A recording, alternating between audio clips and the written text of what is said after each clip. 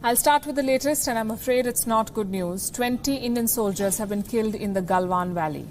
This is according to sources, and before some of you start preaching us on social media, I'll say killed in action and not martyred on the show, because that's how the army describes it. Soldiers are killed in action.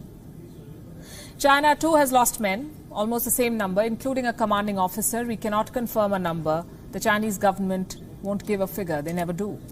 But our sources tell us that Chinese troops constructed a temporary structure on the Indian side of the border. This is how it began. Remember, we were talking about disengagement. So what happened suddenly? Because the Chinese did not walk the talk. They kept talking about disengagement, but they built this temporary structure on the Indian side of the border, a clear violation of the consensus reached during the military-level talks. This temporary structure was built somewhere along patrolling point number 14, PP14. Indian troops destroyed the structure yesterday. The Chinese side returned in big numbers, prepared for a face-off. China has an advantage in this terrain. It has built roads on its side of the Galwan Valley. For India, the Galwan River poses a serious disadvantage. Crossing it is quite a task. Nonetheless, Colonel Santosh Babu and his battalion went ahead to block the Chinese incursion. A violent clash ensued. A number of soldiers apparently got pushed into the Galwan River. So far, 3 bodies have been recovered. But the number of casualties is higher. As I said, the situation is being described as quote-unquote very serious. It's no more business as usual. For the first time in 40 years, soldiers have been killed in an India-China border standoff. Officially, the casualties include 2 soldiers and a senior officer. Colonel Santosh Babu, the commanding officer of the 16th Bihar Regiment. No firing is said to have taken place. It was a skirmish, a physical brawl. This is being called a result of 6 weeks of massive build-up. It occurred at a time when both sides were said to be de-escalating. And you must hear the Chinese version of the story. Beijing is suggesting that India provoked first. It accuses Indian troops of illegally crossing into Chinese territory. The Chinese Foreign Ministry says that it was a quote-unquote serious violation of the consensus reached during disengagement talks. But China is yet to admit if it suffered any casualties. Listen to this. What is shocking is that on June 15th, the Indian troops seriously violated the consensus of the 2 sides. They crossed the border illegally twice and carried out provocative attacks on Chinese personnel, resulting in serious physical conflicts between the 2 border forces.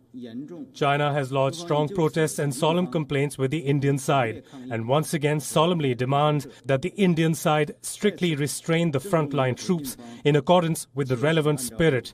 Do not cross the border, do not act provocatively, do not take any unilateral actions that will complicate the border situation.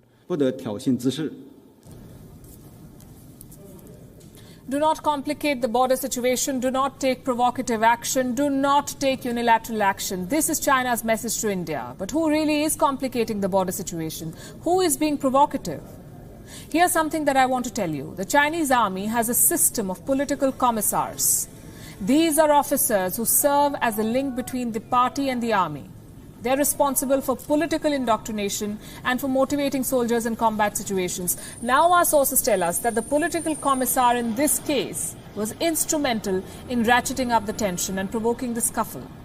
Clearly, this has gone too far, and India, we are told, is prepared for any eventuality. India is much better prepared today to deal with the Chinese offensive than it was at the time of Doklam. The army has reportedly been placed on an orange alert. This is the second highest level of alert, second only to the red alert. It is usually placed in anticipation of a strike, a large-scale confrontation.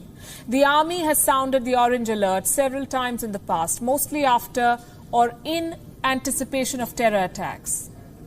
So have we reached a point of no return? The answer is no. Talks are very much on. Dialogue is being given top priority. India and China were engaged in marathon talks through the day today. The Indian Defence Minister chaired a crucial meeting to review the situation. It went on late till late this evening. It was attended by the Chief of Defence Staff, General Bipin Rawat, the 3 service chiefs, the Foreign Minister of India, S. Jaishankar. The Prime Minister is being briefed about all these developments regularly. What happened last evening is a result of weeks of Chinese provocation. China kept talking about dialogue and confrontation. Its army kept infiltrating on the border. The Chinese state media constantly reported on how the PLA was preparing for battle.